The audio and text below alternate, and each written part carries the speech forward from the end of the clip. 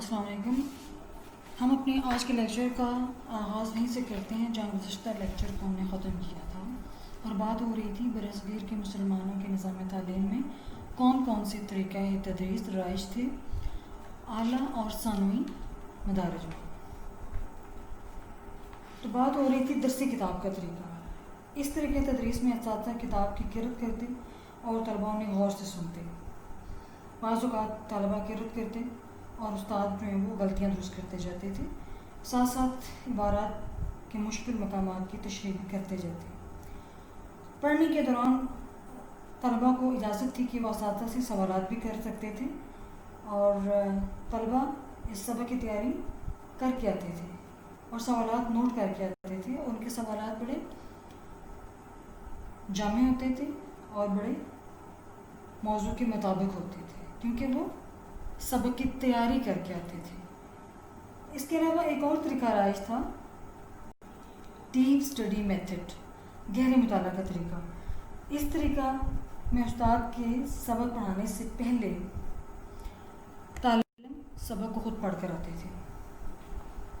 وہ اس کا بغور مطالعہ کرتے اور عبارت اور ترجمہ کی جانب ان کی بھرپور توجہ ہوتی.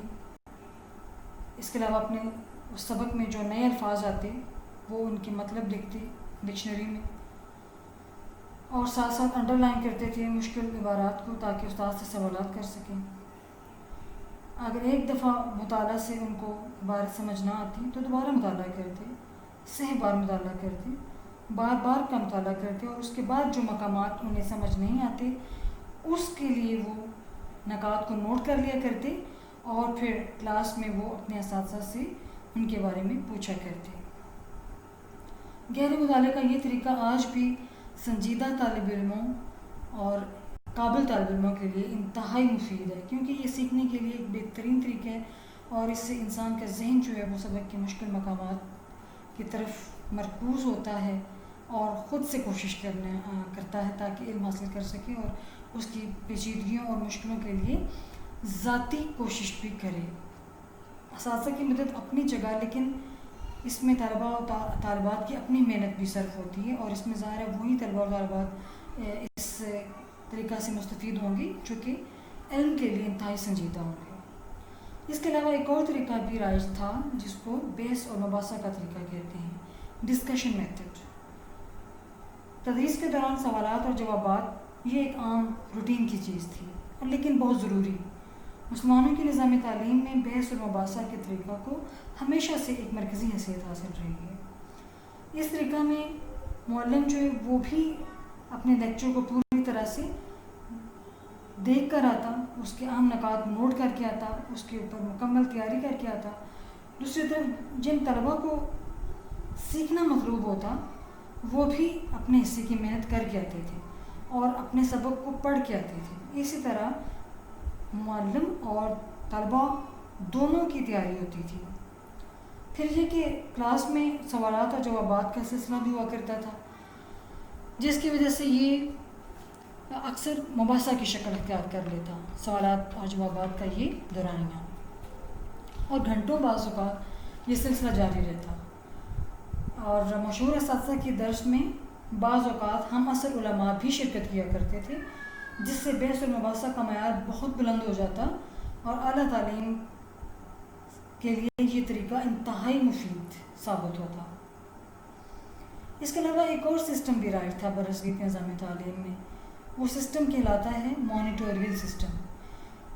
ہندوستان میں مسلمانوں کے نظام تعلیم میں مانیٹوریل سسٹم ایک اہم ایکٹیویٹی کی حیثیت سے شامل تھا. اس سسٹم کے تحت اعلیٰ درجے کے طالب علم اپنے زمانہ طالب علمی میں ہی اپنی پڑھی ہوئی کتابیں چھوٹی جماعت کے طلباء کو پڑھنے کے لیے دیتے تھے، ساتھ ساتھ انہیں گائیڈنس اور اپنی طرف سے پوری رہنمائی بھی فراہم کرتے. یعنی سینئر اسٹوڈنٹس جونیئر اسٹوڈنٹس کو پڑھایا کرتے اور نظم و نسق کی ذمہ داری بھی وہ ادا کرتے تھے. یعنی جس طرح آج کل آپ کہہ سکتے ہیں کہ پراکٹر ہیں یا مانیٹر ہیں. یہ طریقہ بہت کامیاب اور مفید ثابت ہوا. اس طریقہ سے معلم کو اپنے فرائض کی ادائیگی میں آسانی ہوتی تھی. اور وہ طلباء جو پڑھنے کے ساتھ ساتھ پڑھانے کا فرض بھی ادا کرتے تھے ان میں انتظامی صلاحیتیں پروان چڑھا کرتی تھیں اور قابلیت میں بھی اضافہ ہوتا ہے، کیونکہ وہ سیکھ رہے ہوتے تھے، ساتھ ساتھ جب ان کو موقع ملتا تھا تو ان کے اندر قوت فیصلہ اور کام کرنے کی مہارت بھی پیدا ہوتی، وہ اپنے استاد کی مدد کر کے ایک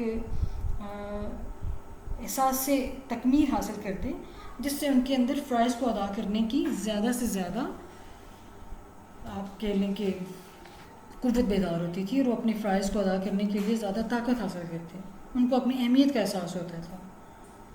مانیٹوری سسٹم میں بعض اوقات استاد کی تدریس کے ساتھ ہی ایک طالب علم بآواز بلند سبق دہراتا تھا۔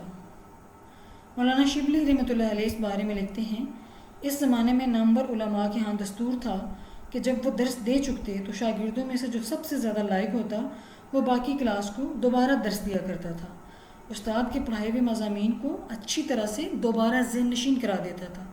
یہ منصب جس طالب علم کو حاصل ہوتا اس کو معید کہا جاتا، یعنی دہرانے والا۔ یہ آج بھی اگر ہم استعمال کریں تو اس سے بہت سارے طلباء جو کہ کلاس میں پڑھنا چاہتے ہیں، جو چاہتے ہیں انہیں موقع دیا جائے، تو ان کو بھی اپنی صلاحیتوں کا کہ دکھانے کا موقع ملے گا، ساتھ ساتھ اساتذہ کی بھی بہترین طریقے سے مدد کر سکیں گے وہ۔ آگے ہم دیکھتے ہیں کہ جائزہ کے لیے برصغیر کے نظام تعلیم میں کیا نظام رائج تھا۔ برصغیر پاک و ہند میں مسلمانوں کے دور میں جائزے کا نظام اس قدر ترقی یافتہ نہیں تھا، جیسے کہ آج کل بہت ساری شکلیں اور بہت ساری ٹائپس ہیں امتحانات لینے کی، لیکن اساتذہ تعلیمی مقاصد کے پیش نظر اپنے شاگردوں کی تعلیمی کارکردگی کا جائزہ کسی نہ کسی صورت ضرور لیا کرتے تاکہ اپنے طلباء کو اگلی کلاس میں پروموٹ کر سکیں۔ ایک درجہ پاس کرنے کے لیے کوئی خاص وقت اور مدت معین نہیں تھی۔ ابتدائی تعلیم میں عموماً طلباء سے آموختہ سن لیا جاتا تھا، یعنی جو وہ یاد کر لیتے ان سے وہ سن لیا جاتا اور اس کے بعد ان کو پھر اگلا سبق دے دیا جاتا تھا۔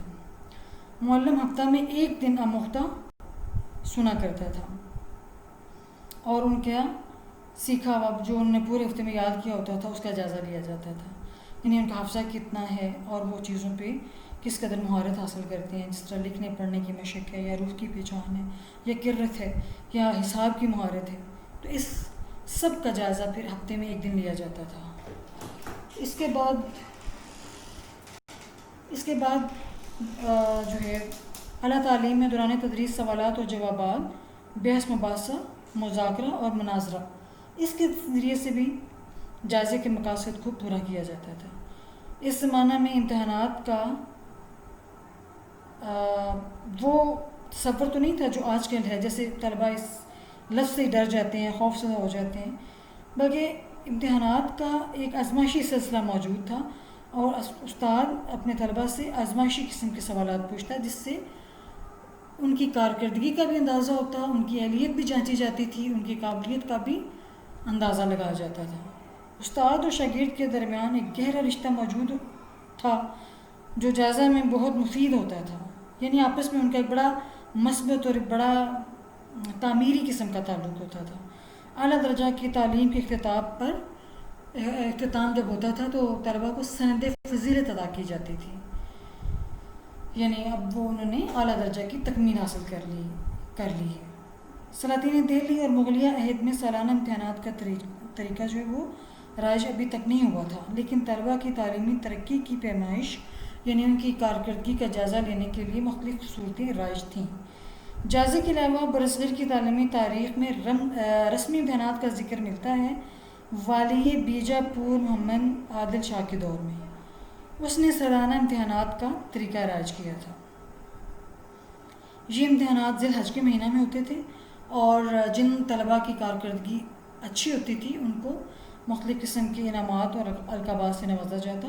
برصغیر پاک و ہند میں مسلمانوں کے عہد میں جائزے کا باقاعدہ طریقہ نہ ہونے کے باوجود مختلف سرکاری ملازمتوں اور درباری مناصب حاصل کرنے کے لیے مقابلے کی فضا ضرور موجود تھی، کیونکہ کمپٹیشن جہاں پہ نہیں ہوتا وہاں آپ یہ اسیس نہیں کر سکتے کہ کون کتنا قابل ہے۔ مختلف سرکاری مناصب کے لیے امیدوار عملی طور پر اپنی قابلیت کا اظہار کرتے جس کی وجہ سے وہ جانچے جاتے اور پھر ان کو مختلف عہدوں کی ذمہ داری تفویض کی جاتی تھی۔